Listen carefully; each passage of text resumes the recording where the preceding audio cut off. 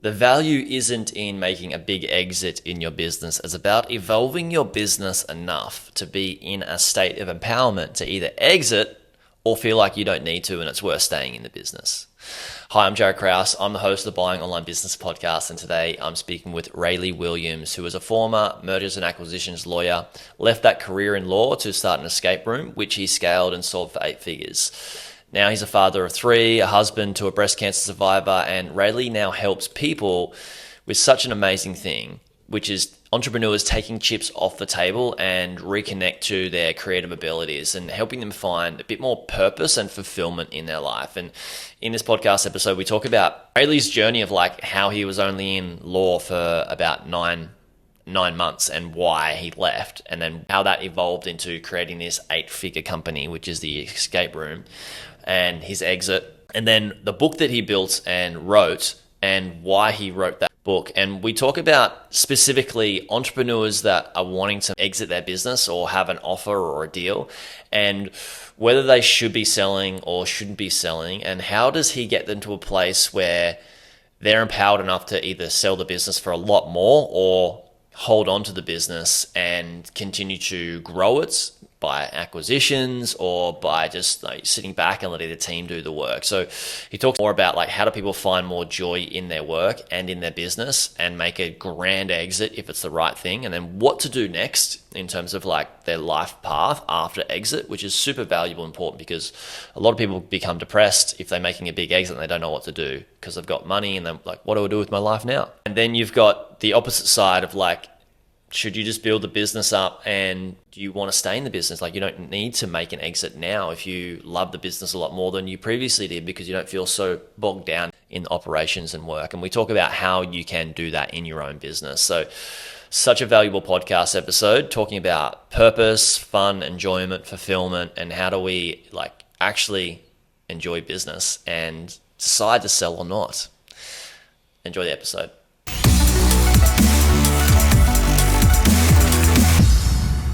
Raleigh, welcome to the pod. Thanks so much for your time.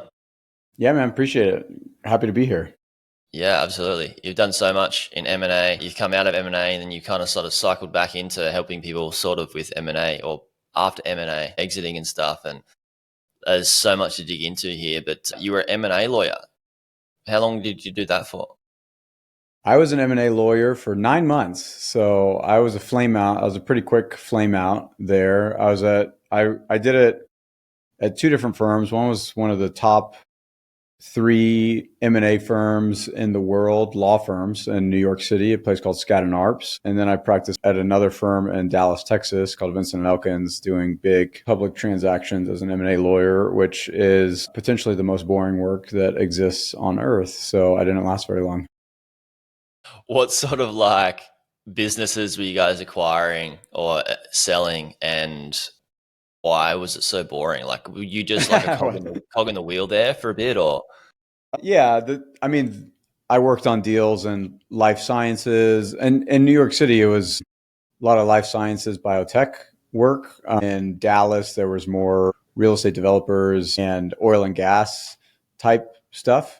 I went into M&A law because I thought that it would be good training for me to become an entrepreneur. I thought that I was going to learn a bunch of stuff that I'd ultimately use as an entrepreneur. And what I found was the size deals that you're working on, they're just so big. They're $20 billion, $50 billion, even billion dollar, a couple $100 million deals. The stuff that you're learning about isn't super applicable to running a business, operating a business, doing a startup, doing your own thing. And so after I got into it thinking I could have a couple years where I would be learning something that would be germane to what I ultimately wanted to do with my life. And very quickly, I realized that I was working on closing checklists, kind of a Microsoft Word monkey.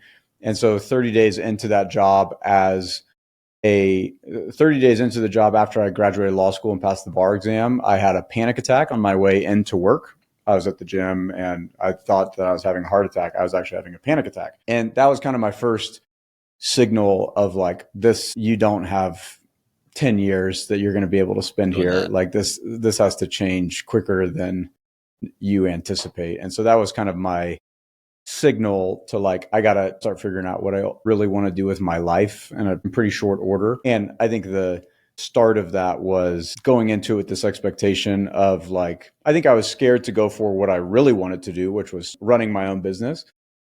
And so I wanted to do that in a very safe way, almost in a shadow career type way. And then once I got into it, all of my best laid plans to do that for the rest of my life just fell apart because I was miserable pretty quickly.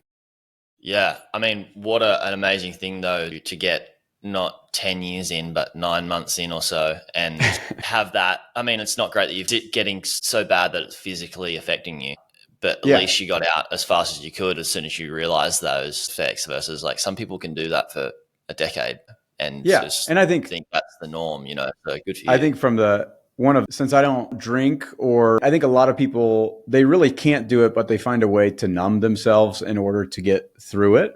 Absolutely. With drinking or drugs or Adderall. I think they find ways to kind of exceed their natural limitations for as long as they possibly can. And then that becomes its own problem. Like I just wrote a book on kind of like finding your purpose, how to find your thing. And in the book, I write about a guy that was top of his class at a very prestigious law school. And then after 10 years of kind of climbing the ladder, he finally became partner at this firm, Sidley Austin, which is a very prestigious firm. And within 2 months of becoming partner, he ultimately committed suicide in the parking lot of his law firm because he had fixated so much on kind of getting to this mountaintop moment and kind of self-medicated his way there. He was an alcoholic. He had gone in and out of rehab for alcoholism. And when he finally got to this kind of arrival moment, realized that he had set his sights on the wrong thing and decided to end his life. And so I think for most people I think that's an extreme case. Most people obviously don't get to that stage, but I think a lot of times when you're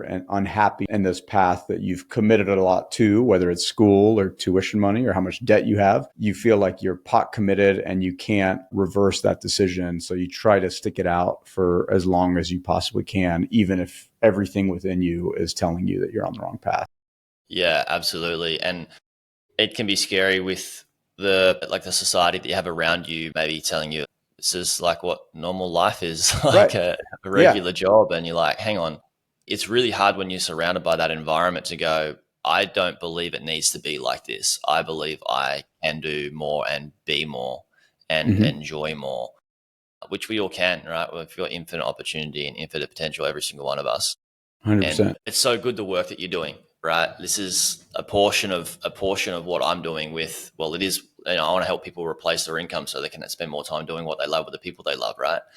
Yeah.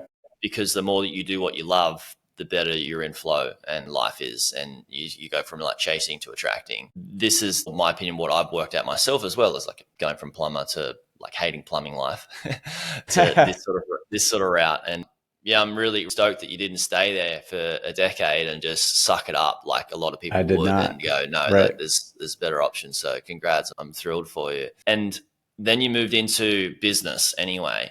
Like I wanted to mention, like you wanted to do the safe route of like have your job and then see like kind of like start or business on the side. This is what I tell people to do. And I think it is the safest route. If it's not physically ailing you to continue having your work, it's really nice to have an income stream and buy a business on the side or look to find a business on the side, because that way you can like slowly leapfrog and not put too much pressure and stress on yourself. Like the stress of having no income trying to start something, it can cause like you to make decisions that aren't the best because you're stressed. Tell me about that. So you just obviously just cut it clean cut and then went straight into like starting something.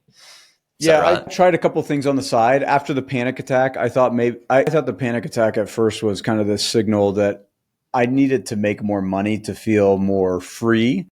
And so I tried kind of the side hustle. I mean, this was in 2014, 2015. And so buying a business on the side wasn't really spoken about. That wasn't really a well-laid path like it is now with entrepreneurship through acquisition. And so I tried kind of the side hustle route. I got my real estate license. I thought maybe I'd be a realtor on the side.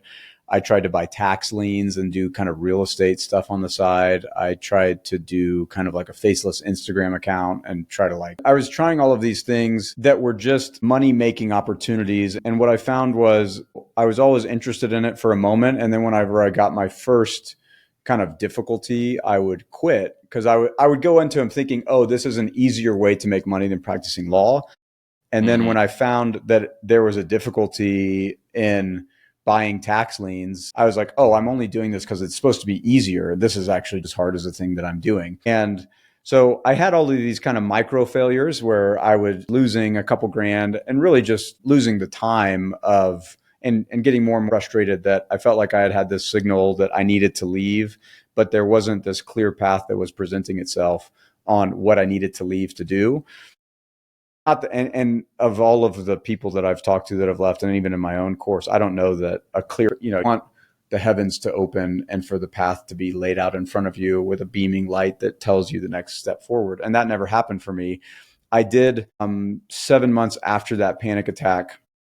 My brother sent me an article that was talking about I still remember the title. It was The Unbelievably Lucrative Business of Escape Rooms. There was this new trend that had been happening in Europe for 5 years and Japan. And these escape rooms where you get locked in a room and you pay to figure out how to get out. And the article was basically talking about how is this emerging trend that was kind of coming to the US finally. And so I had never heard of that. I looked up an escape room close to me in Dallas where I was living, and I went and played one that night with a buddy of mine.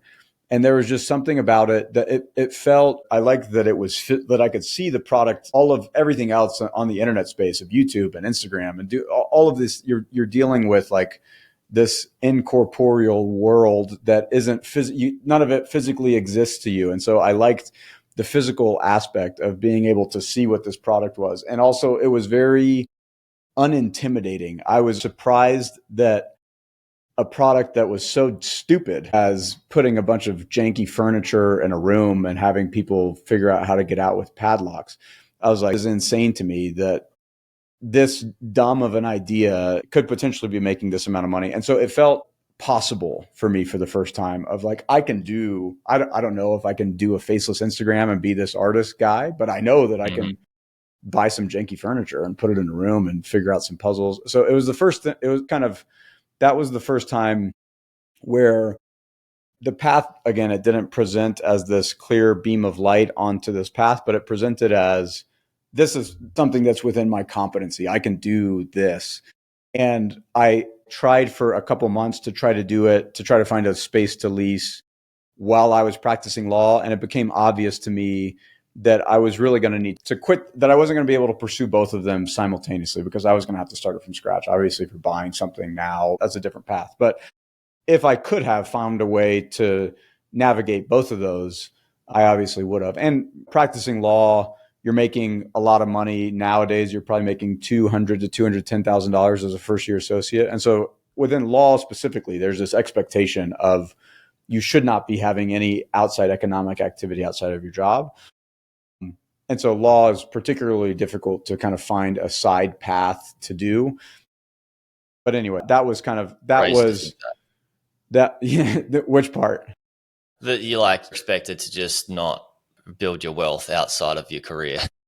Yeah, the law, and there are a couple careers like consulting and all those jobs where they're paying you a high salary. They expect, and really any outside, there's a special process kind of called expect ultimate focus towards that. Yeah, cause, right? Yeah, they require you to disclose any outside business activity that you have outside of your job at some of these big salary places, because also you're working on very sensitive and very confidential matters. And so they want to make sure that you don't have a conflict of interest with the work that you're doing. Yeah. And so it's I think that's atypical. I don't think that's most people's job life, but that was mine. So I kind of had picked this career that kind of required me to leave it in order to kind of find my own path. Wow. Yeah, I had a story where I was coming up buying businesses. I'd bought a couple and I was starting to teach people, and I was going to get a job with a brokerage firm, and the brokerage firm was like, you can't buy any businesses, obviously not from our platform, but from anywhere online. And I was like, okay, well, I want to continue investing, so that's a no from me. Yeah. I'm good friends with those guys still. They've come on the pod and I've been on their podcast multiple times, and they've built their business up. I've built mine up, and it's a great story that you can go separate ways like you have as well. That law firm's gone a separate way and you've gone a separate way, and you've both made it work. So you mentioned that acquisition, acquiring is a lot more popular now. It's still got a bit of a way to go, but I think you And correct me if I'm wrong, did you mention that if you were to start again, like if you were to leave the law firm again and you had some money, would you choose to acquire versus start? And if so, why? I always kind of have my finger on the pulse of what's happening on the market to the extent that you can find something that kind of matches what you would like to do anyway, and it's already built. Every business is basically an onion of risk. And when you're starting, the full onion is there. And every step, every stage of business is basically you peeling off layers and layers of risk of the business. And so to the extent that you can have an entry point that is less risky because they've solved more and more pieces, I think that's always worth exploring. I think the one hesitation that I always have with people that are on the acquisition side is there's the risk that exists within the business, and then how you acquire it is super important. And the amount of debt that you're bringing to the business and whether that debt is personally guaranteed. I'm at a stage now where I've made enough money where I wouldn't put that money back onto the table in the form of a personal guarantee. Mm-hmm. But Mm-hmm. if I was leaving my law firm job, I quit that job with 30 grand to my name. And so to sign a personal guarantee for a couple $1,000,000 where I stand to lose 30 grand max, I say, let it ride. You know what I'm saying? But the wealthier you get, the less risk appetite. You're more concerned with return of your money than return on your money. And you just want to make sure that you get into a little bit more of a defensive posture with family. You know, I have kids and Absolutely. And so you should, you should be protecting. So I would say the risks inherent of, particularly if I think I'm always, even today, I'm not even actively really in the market, but you can learn so much about new industries, new markets, new businesses, new opportunities just by looking at businesses that are on the market. And to the extent that it makes sense economically to acquire one as opposed to starting one from scratch, I think that's always a better entry point because you're speeding up the process and you're paying for something that has already solved a lot of problems and crossed a lot of bridges that you're going to have to cross yourself if you're starting it from scratch, Yeah, right. You've got product market fit. People have proven that they're paying for something that they value. So that's the biggest part in starting a business. And then the second biggest part is the scalability of that. Right. And then you can do due diligence on both of those things and see how it works out. I totally agree with you in terms of like risk. Like as you start to grow, going more aggressive is like not absolutely necessary when you're comfortable. Like what's the point? But when you're not comfortable, like for example, early stages of me being a plumber, I'm like, maybe you with a panic attack, you're like, I'll do anything. Like right. I will literally do anything to get myself in a better position. 100%. Yeah. I mean, my startup, I think there's this kind of, the online world has kind of glamorized the entrepreneurship path. And I quit my job in Texas and I moved into my in-laws' basement with my wife and my daughter. And then I became an actor in my escape room because I couldn't afford, I had to put stupid zombie makeup on my face and like chase customers around to lose $250 for the day. That was 18 months of that. And it was it's something that I'm glad that I did. And I am glad that I don't have to do it again unless I sign a bad loan somewhere, Yeah. But this is the ugly part of, like you said, entrepreneurship's glorified and entrepreneurs are put on a pedestal in the media these days. And there's not like you do hear the glory stories, but you don't hear the stories of like, I was like looking at driving Uber one stage, like possibly to just keep some more money coming in when things were not going good, or doing another job on the side. Like that's pretty normal actually. And it's not really normalized in the challenges through entrepreneurship. I want to get to how you help people and what you do. Do you help people exit their businesses and then move into finding their path? Is it after they've made an exit, or you help them slowly start to like you mentioned, you help people take chips off the table? What does that look like? And who are these? Like, what sort of clients are these people you have? They tend to be entrepreneurs that have, the people that I help on the entrepreneurial side are entrepreneurs that are making at least $1 million of cash flow per year. So they tend to be businesses that are on the bigger side of things. And they realize that they've been doing this business for long enough. Most people get into entrepreneurship because they think that it's about freedom and that the business that they start or acquire is going to be the vehicle that gives them that freedom. And I think a lot of times you wake up 5, 6, 7 years down the road and you realize that the business owns you more than you own the business, and you aren't nearly as free as you think that you are. But getting out of a business is much more difficult. On your plumber job, on my law firm job, I was always 14 days away from quitting. You could just walk out the door. And Correct. when you have a business with loans and employees and capital calls and operating agreements and partners, extricating yourself from that labyrinth is a more difficult process than you anticipate it being. And so what happens for the entrepreneur is they feel like the business is starting to run them more than they're running the business, but they've ensconced themselves at the center of the business and they don't know how to get out. And so they try to not allow themselves to realize that they're getting pulled into this new thing that is either calling their attention. Shiny object syndrome is a part of it, but really it tends to be a major life event that has happened. After I sold my business, 6 months after I sold, my wife got stage 3 breast cancer. And so if the timing had been different, I see it in an entrepreneur that is about to go through a divorce, sickness, illness, a parent or a loved one that's kind of in their periphery dies, and they kind of wake up to this life is shorter than I imagined it to be. And even though from the outside it looks like entrepreneurship is the greatest thing since sliced bread, they want to be free. They want to be free from the burden that they can't give off to someone else like you can in a job. And they want to make sure that they get the economics associated with that. They want to take chips off the table, and whether that's selling a part of the business or selling all the business. And it's a very scary thing for an entrepreneur because they don't really have, there's no one else that they can really talk to it. If you talk to a conventional broker, they'll say it's always the best time to sell. So there's not a big group of people that someone can kind of bounce ideas off of in terms of, is now the right time to sell? Multiple What options. is it worth today? And so we try to help people think through that. And if they decide that now is the time to either sell all or a part of their business, then we help make the asset look as appealing as possible and make sure that they get a deal that kind of fits their expectations. Yeah, cool. I love that. And does it ever get to the point, like, because you're right, like, this is what my biggest warning to people when they're acquiring a business is, like, you can, like, at some stage, depending on where you are in buying the business, if you're buying a business under the 7-figure range or typically under the $500,000 range, you're likely going to be the operator. Working in it. Yeah, working in it. And it's dangerous because when you start working in it, you can get stuck working in it and feel like, I need to do this job. There's nobody better than me at this job. But the reality is I'm very replaceable, and there can be people that are better than me at things that I do. Unfortunately, it's not great for the ego.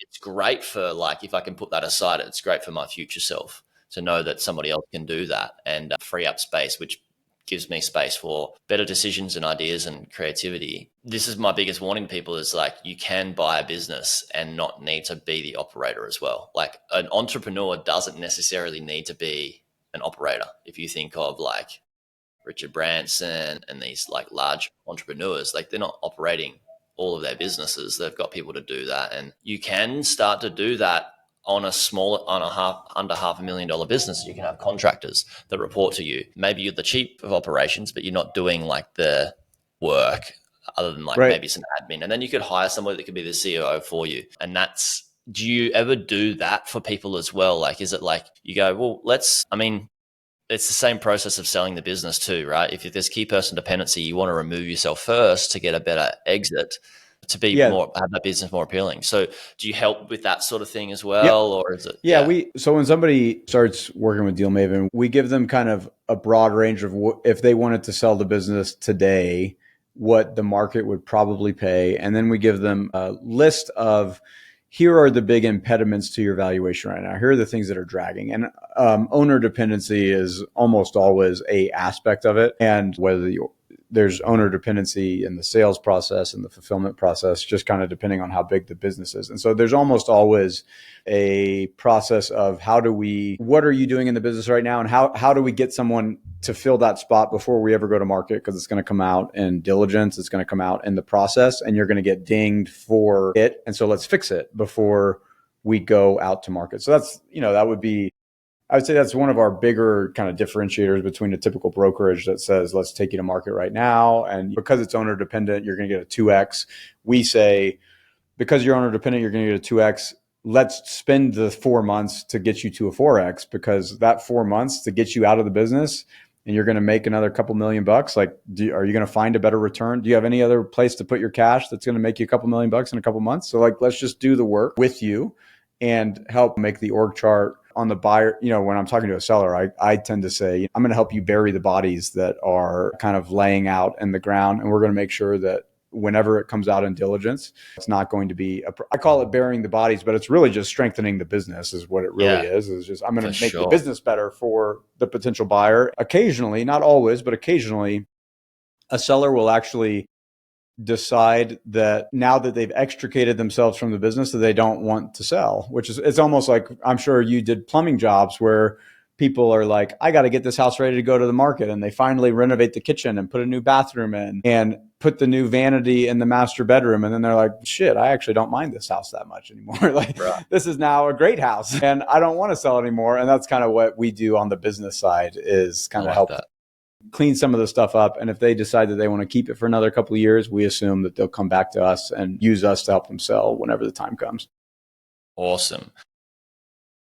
I love the work that you're doing. It's so valuable. It's not a fear-based. You're helping people go from a possibly fear-based decision to an empowered decision with multiple options, versus a fear-based 100%. Decision. It's like this or that, black or white, exit or not exit for whatever it's worth right now. Like, let's just get my head above water as fast as possible without thinking about like, what's a strategy to get my head above water? Right. Like, what are the sort of things that we can do along the way? What's that pathway look like? So when people come to you, what's their goal? Like, what's their typical, like, what's the avatar? Is it their goal to be like, I want to exit my business, or I want more freedom in my business? Or is it, I want to like, because I know you help people with like taking chips off the table in terms of like finding their personal purpose too.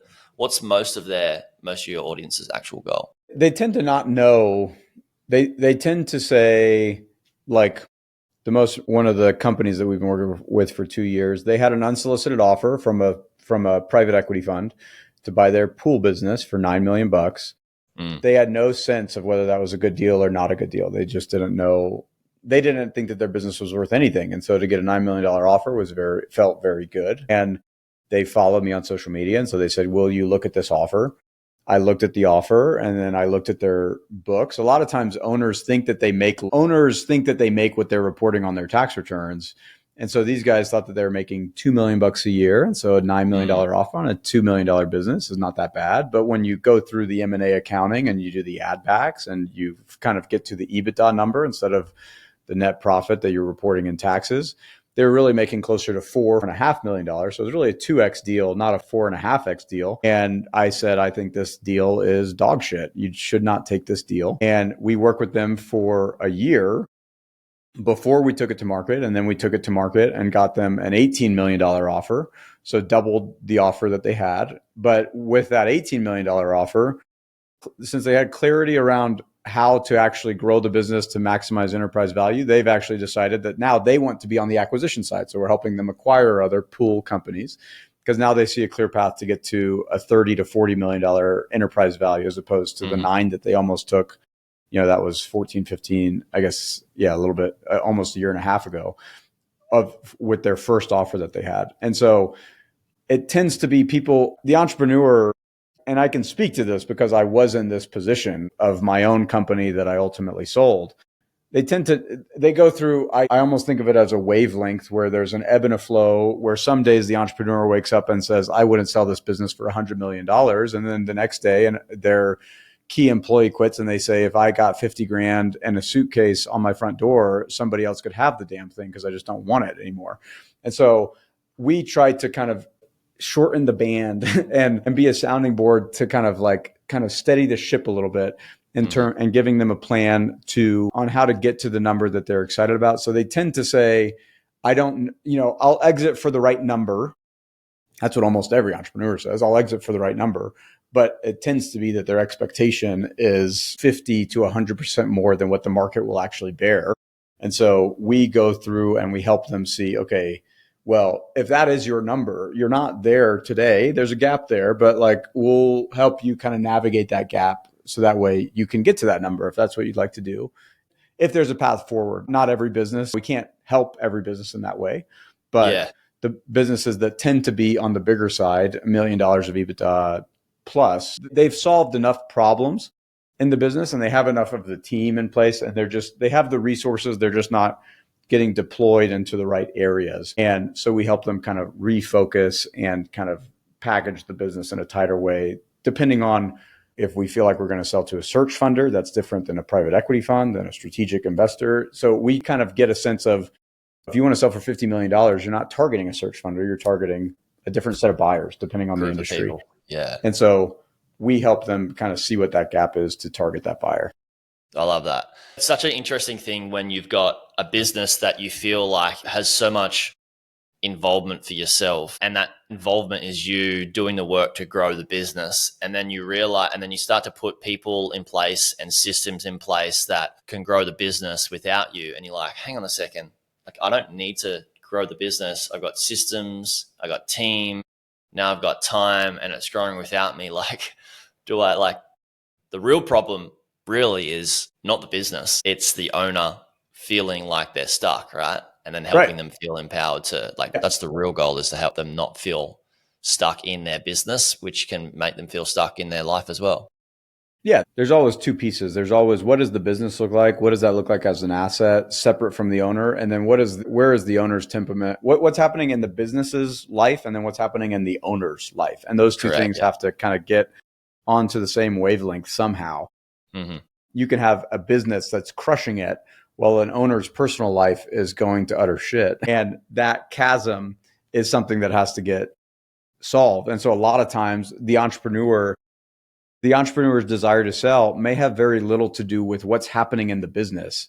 Like, we had some clients that both of the owners, the business was growing 50% year over year as a manufacturing business. It was so this high growth business, but both of the owners had lost everything in the 2008 crash that happened in the US. And so they were getting to this stage where they were like, even though the business is growing, the bigger it grew, the more they felt like it was going to be likely that it was going to crash. So they were just scared of losing everything all over again when they had already gotten to a new level of the game. And so it had nothing to do with the business. It's just a fear story that enters in of, what if we could have sold for 25 million bucks, but we actually end up with nothing, just like we did 15 years ago. And so, like, what if we end up in the exact same place all over again? Right. And so you have to navigate those two. And so to the extent that I'm talking to your people of guys that are thinking about buying businesses, I think you have to understand that there are two parallel problems that you have to solve. What is the asset? What's happening within the asset? And then also, where is the entrepreneur at? What's happening in the entrepreneur's life? I think there's this fixation in the ETA world on the business itself, because that's ultimately going to be the thing that you keep. So you're worried about the P&L and the operations and the people and the product and all that stuff. I think the best deal makers that I've seen, both as a lawyer and as an advisor in the times that I've been in that position, the best deal makers spend an equal amount of time with the entrepreneur and try to help solve the entrepreneur's problems in their lives to the extent that they can. And they realize that the entrepreneur's life is a big part of this business. This business is an extension of this entrepreneur's life. And to the extent that they can solve what's happening in the entrepreneur's life within this transaction, a lot of times they can have a lower entry point price-wise. You can get it for a cheaper price, and you can be a little bit more creative in how the deal gets structured. If the seller like you and you spend the time understanding and the problem is, a lot of times a broker is the kind of the goalie with the seller. So you don't really get the true answers from the seller about what's really happening. You have this kind of polished answer. But if you can find a way to navigate that, then you can get a lot more deals done. Get that answer come from a human and have emotion behind it, and work out what that emotion is behind that answer. 100%. Right? Yeah. You talk about personal purpose as well. Is this a bit separate, or is this sort of on people make an exit, or if they free up time in their business, is this something that you work with people to help do, have a bit more personal purpose and a bit in their life, or what, talk to me about that piece. Yeah, I would say that's been, what's the name of your book too? Yeah. The name of the book is The Creator's Call. Okay, cool. Which you can't really see. The subline is break free from the default path, live your personal purpose, and unleash the creator within. So the book is a little bit of my story of going into law, leaving law, becoming an entrepreneur, having some financial success as an entrepreneur, my wife getting cancer, and kind of going through the roller coaster of life and trying to figure out what life is inviting you to create from the difficult moments in life. Like when I was experiencing the panic attack from a law firm, I thought that my life was falling apart. Now, with the benefit of hindsight, that happened a decade ago. I'm so grateful for what that experience was, because it ultimately opened me up to go down this new path that was so much better for me. And so I kind of go through my wife's cancer, some difficulties with my parents growing up, and try to look at some of these darker moments, the moments that you don't really see on social media, and think of what were those invitations to do, what were those invitations to create, and what got created from that process, and how can I see what's the common thread behind all of it. I believe that we're all creators and are kind of put on this earth to create. I think entrepreneurship is one way to do that and not the only way. And I think a lot of times when you can find a business or a way to work and make money, when you can find a way to generate economics in some path that transcends the economics, like if you would do the work for free and you can also get paid for it, I think that's kind of the holy grail. I think entrepreneurship has changed over time, where it's more about just kind of arbitraging markets, and it's become much more of a financial mechanism and not kind of this life calling that I think it used to be when it wasn't so sexy and so prestigious, like 20, 30 years ago. And so I think entrepreneurs have kind of lost the heart element of it, and it has just become spreadsheets and, does the deal pencil? And I don't think entrepreneurs are asking the question enough of, do I like this work? Is this work that is worth my life force doing outside of the economics? And I think if you're a little bit more patient, you can find the work that's worth doing outside of the economics, and the economics can be spectacular for you. But if you're not going to ask the question, and that goes in stages. I get, if I'm listening to this and I'm a lawyer, I'm like, well, screw you, dude. Like, I'm just trying to not be freaking miserable. Like, I can't even think about different what stages I of like. life and wealth. Yeah. And so in the book, I try to address that and kind of say, even if you're at this earlier stage where you feel like economics are the only thing you're trying to optimize for, you can still ask these questions and you can still find the thing, because you'll find that if you feel like the work is worth doing, that is ultimately, I think if you look at all the things that I've failed at and a couple of things that I've had success at, the things that I've had success at were things that I had convinced myself for whatever reason that the work was worth doing even outside of the economics. And the things that I failed at, right when I hit my first kind of impasse, I decided to quit because I was only doing it for the economics, and the economics didn't come easily. And so I'm like, screw it, I'm not going to do it. And so anyway, I try to help people, whether they're an entrepreneur in a business or a working person who's kind of trying to find their path because they know that they only know that the path that they're on isn't the one. I try to help people through that pivot point of, what I'm doing isn't what I want to continue to do. How do I find that? And purpose, I think, is a short form of like, what is my purpose? I think that's a very difficult question. I wrote the book because I didn't know the answer to that question of how do you find your purpose. I felt like I had done law, I had done entrepreneurship, I had kind of been successful. I had found some success on these kind of very well-trodden paths, but I felt like I still didn't have my thing that was kind of clicking the way that I expected it to. And so I wrote the book as an exploration to that question. And the answer that I ultimately came to is the question of what is my purpose? A better question is probably, what will bring me joy in creating right now?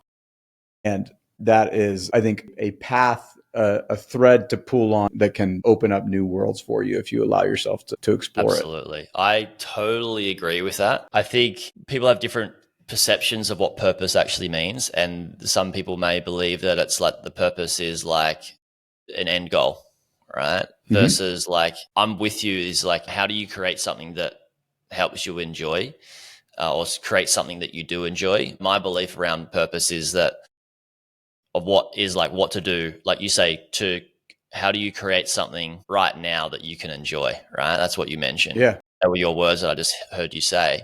I totally believe that it's more about like right now and enjoyment. And how do you have that enjoyment right now? And typically, like whatever we do in life is like, if we're creating a breath in, we're creating a breath out. Whatever we do is some form of creation.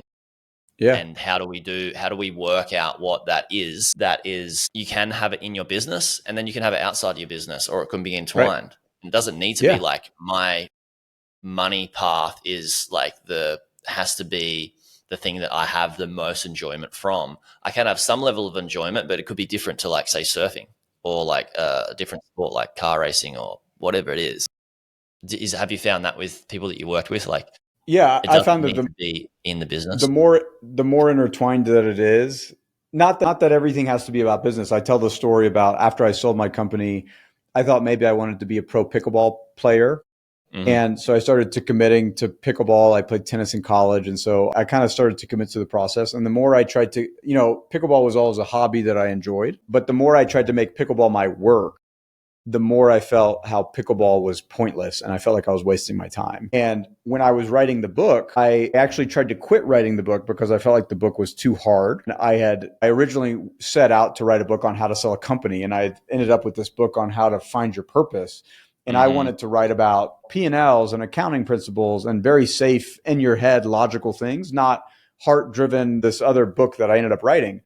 And so I learned that pickleball needed to stay a hobby, and it couldn't be it's a good release valve for me, and it's not important. I don't view it as important or essential enough to make it my work. Writing the book became more important to me than any of my other money-making endeavors of helping people sell their companies, anything, all of my investments. The book became the most important thing for that time. If you listen to some of the best athletes in the world, I listened to this thing from Roger Federer and when he was retiring from tennis, and he said, when I'm playing a point, in whether it's a championship point or a qualifying point, the point is the most important thing in the world to me. Nothing else matters in my life than this point on this tennis court right here.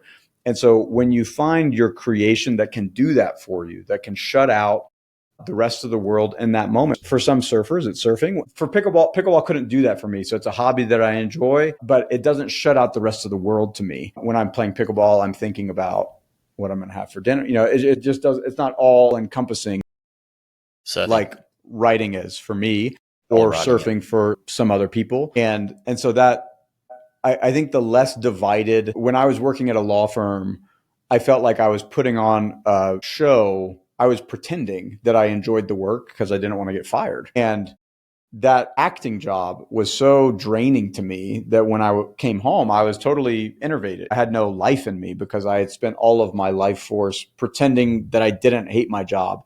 And so Correct. Yeah. the less divided that you can make your life, the less segmented, fewer masks that you have to put on in certain areas, the more enjoyment, the more fulfillment that you'll feel, because you're not living a divided life, you're living an undivided life, and you can be authentic in all the stages. So when I'm helping somebody sell a company, I wear these same clothes. I talk like I'm talking right now. I cuss like I do right now. And if they want a more professional person, if they want a guy who wears a suit or wears a different type of watch, like, you're just not my guy. And that's okay for me, because I've learned that for me to contort myself to fit into a certain set of people is a trade that I'm not willing to make anymore. And I think as people do that, they'll be happier. I totally agree. It's just the fundamental principle, or the fundamental part of that is like just doing more of what you love versus what you don't love. What you love, like Russ is like, oh, I don't love this job. Like, I don't love wearing these clothes. I have to do it. And then it is a massive privilege. Like, there's work that you need to do. There's things that you need to do to get through that sort of survival phase, which is such a tough phase to get through. the conventional wisdom in entrepreneurship is 15 years ago was follow your passion. Now, if you look at most social media stuff, you'll have entrepreneurs that say follow your passion is stupid and not something that's worth doing. But the newer crowd is wrong. And I think the older crowd didn't really know what they were saying. The real word passion comes from Latin pati, which means to suffer. And so if you make your work that the suffering is worth it for it. And that really is the crux of why pickleball wasn't worth it for me. The suffering that I needed to withstand in order to become the pro pickleball player, that suffering was not worth it to me. I only wanted to do it because I thought it would be easy. And so even doing what you love, I think that's a difficult, writing this book was hell. This was nothing but a year of suffering. This was Mm-hmm. not, I mean, there were key moments where I felt like I had some insight or some breakthrough in it, but the majority of it, 90% of it was suffering. But it was suffering that I felt was worth bearing because the work felt important to me. It felt like it was something that I felt uniquely called to do. The word vocation, vocare, to hear a voice, it means work that you feel uniquely suited to do. And so when you're doing work where you feel like, who else in the world can do this? I'm the only guy for this thing. And even though it may be hell at times, it's the hell that I am called to bear. And I will do this hell because it's important enough to help people out of their jobs, help plumbers buy other businesses, whatever. If that's suffering that you feel like you're uniquely suited to bear, then you're on it. That's the thing. That is your creation in this moment. And that may change in the future, but that's a little bit of kind of the formula that I try to show in the book of what that kind of the false paths that I've gone in an attempt to find it. Awesome, man. Congratulations on writing that book. It's The Creator's Call, right? Can we The Creator's Call. and yeah, let's drop a link to where that is. Do you want to I think my chief of staff was gonna. I know you gave me some homework that I don't know that I did perfectly beforehand, and so the Creator's Call will be on there. Yeah, cool. All right, I'll drop a link to the Creators Call, and also I think I'll just link to your LinkedIn too, as well. Okay. Yeah, it's great. Unless there's anywhere else that people would. Yeah, it's on Amazon. I mean, it's on Amazon. That's where Cool. You can go, just Amazon The Creator's Call, and it's there, or at RaleighWilliams.co. Those are kind of the two places that I talk about it. But yeah, it's perfect. Awesome, man. Thanks so much for coming on, and thank you for the work that you're doing and writing that book. It's just making people more fulfilled, and that's the best thing ever. So thanks so much. That's the hope. Yeah, thanks for having me, man. It was great. We'll have to do it again soon. Yeah, keen. All right, thanks everybody for listening. I'll see you in the next one.